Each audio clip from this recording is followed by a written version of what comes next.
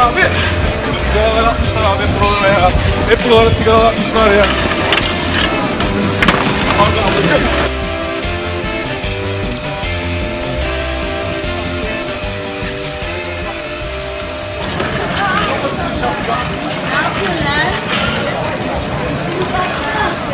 İş yok abla burada ya. Nereye takacak bir şey? Şurada bir şey var. Nerede var kardeşim? Eyvallah. Teşekkür ederiz kardeşim.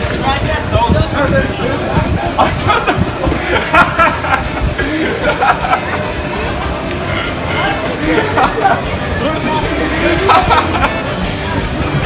Abi sen zahmet etme abi. Ben geldim abi. Sen zahmet etme. Yolculuğu hiç süreceğim abi ben şimdi. Sen hiç merak etme abi. Hiç merak etme abi. Sen zahmet olmasın abi. Dur. Dur zahmet olmasın abi sana. Ben alacağım abi hepsini. Dur. Sen hiç zahmet etme. Bak sigara var burada. Aldım onu. Eyvallah abi. Şöyle getir abi. Getir abi.